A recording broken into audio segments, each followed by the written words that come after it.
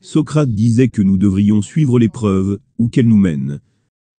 Lorsque nous examinons la question la plus profonde de la vie, est-ce que Dieu existe? Nous devrions certainement suivre ses conseils. Et quand nous le ferons, nous trouverons des preuves qui nous montrent que Dieu est réel. Regardons 6 preuves qui montrent que Dieu existe. Preuve numéro 1. L'univers doit avoir une cause. La loi la plus fondamentale de la science est la loi de cause à effet, causalité.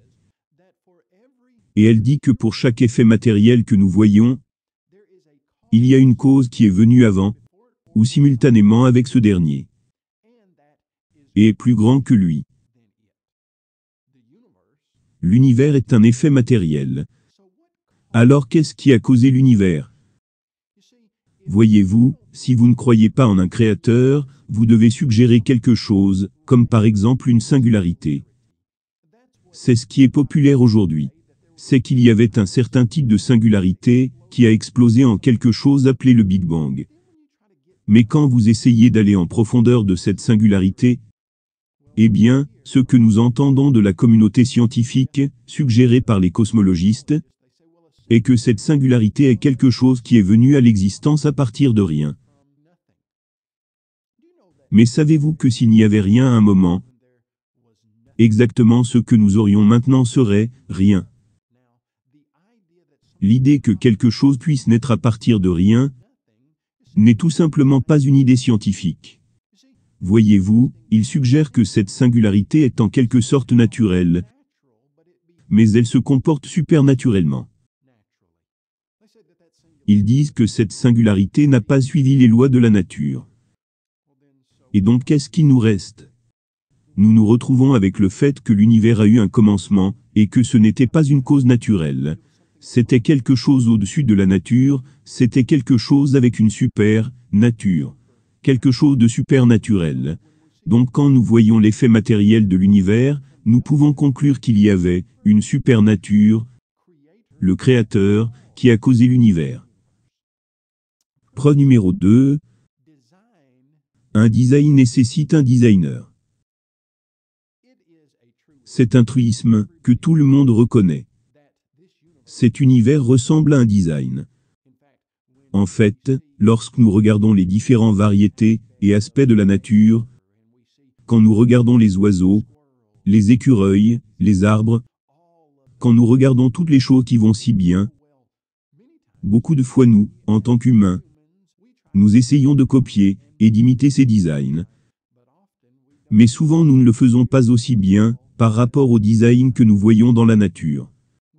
Nous regardons la conception du corps humain, et la main, et le bras, et la jambe, et le cerveau, et nous voyons que ce ne sont là que quelques-uns des éléments les plus avancés sur le plan technologique jamais mis ensemble.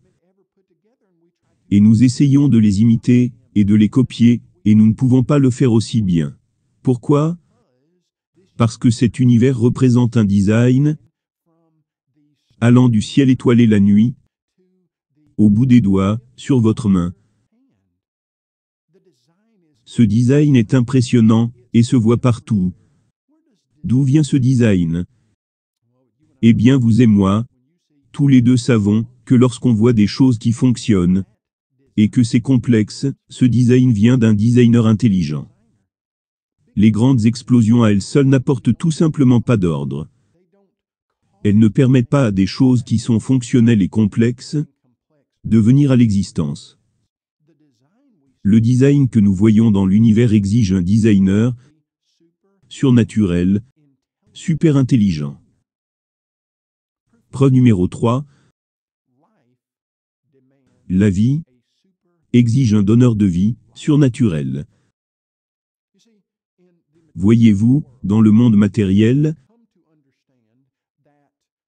nous avons fini par comprendre qu'il existe une loi de la biologie appelée la loi de la biogenèse. La loi de la biogenèse, simplement dit que dans ce monde naturel et matériel, la vie provient de la vie antérieure, de sa propre espèce. Maintenant, quand nous regardons comment les gens avaient coutume de penser à propos de la vie, il disait que non, que la vie pouvait surgir spontanément à partir d'entités chimiques non vivantes. Et pourtant chaque expérience biologique nous a montré que cela est tout simplement biologiquement impossible. La vie ne provient pas d'entités chimiques non vivantes. D'où la vie naît-elle? D'où la vie est-elle originaire, si elle ne provient pas d'entités chimiques non vivantes?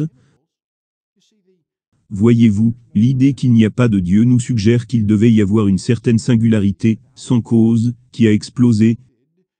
Et cette explosion a amené un design, que nous n'avons jamais vu se produire.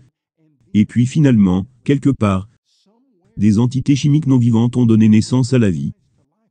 Mais cela est biologiquement impossible. La vie exige un créateur surnaturel. Preuve numéro 4. Des lois morales exigent un donneur de lois morales.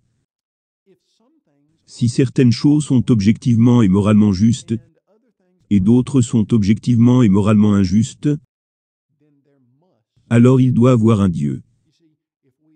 Voyez-vous, si nous avons évolué à partir d'une cellule primordiale, sur des multiples millions d'années, à quel moment les valeurs morales objectives sont-elles apparues? Nous ne regardons pas un chien et disons, ce chien a enfreint objectivement, et moralement une loi, quand il prend un os à un autre chien. Nous ne disons pas, et, il a enfreint une valeur morale objective. Nous ne disons pas cela. Mais nous disons que les humains peuvent perpétrer des choses qui sont objectivement et moralement mauvaises. Que les humains peuvent être impliqués dans des choses qui sont moralement justes. Si cela est vrai, il doit donc y avoir un Dieu. Preuve numéro 5. Le libre arbitre existe. L'idée athée, selon laquelle il n'y a pas de Dieu, est fondée sur l'idée du matérialisme. Cette idée que ce monde matériel est tout ce qu'il y a eu, et tout ce qu'il y a, et est tout ce qu'il y aura. Pour cela, l'athéisme doit suggérer que vous, en tant que personne, n'avez pas vraiment de libre arbitre, qu'il n'y a pas d'être intérieur au-dedans de votre corps ou de votre cerveau, qui soit super important, que tout ce qui se passe dans votre cerveau n'est juste que des électrons qui rebondissent, que vous êtes le produit de ces rebonds, que vous ne prenez pas vraiment de décision par vous-même. Ce ne sont que les lois physiques et propriétés qui se déroulent dans votre cerveau. Si vous êtes en train de regarder cette vidéo, de votre propre gré, cela signifie, et le fait est qu'il doit y avoir un Dieu, à qui vous devez rendre compte de ce libre arbitre que vous avez, en tant que personne. Il doit y avoir un Dieu, s'il y a un libre arbitre. Et preuve numéro 6, le raisonnement humain. Voyez-vous, nous raisonnons régulièrement. Nous comprenons les idées abstraites. Si nous étions des produits d'un processus aveugle, hasardeux, aléatoire, sur des multiples millions d'années, le raisonnement et les lois du raisonnement n'auraient tout simplement aucune explication. Et pourtant nous raisonnons ensemble régulièrement. D'où vient cette capacité de raisonnement? Il n'y a aucune explication naturelle, ni athée, à cela. Anthony Flew, l'athée qui a écrit Théologie et falsification. L'article athée le plus populaire au cours des 100 dernières années, le siècle dernier, a en 2006, coécrit un livre intitulé « Il y a un Dieu ». Comment l'athée le plus notoire du monde est-il devenu un croyant? Il a déclaré que sa règle de vie a toujours été de suivre les preuves là où elles mènent. Et il a dit qu'il a suivi ces preuves, et que cela l'a conduit à la conclusion qu'il existe un Dieu, surnaturel, intelligent. Laissons les preuves nous conduire à cette même conclusion.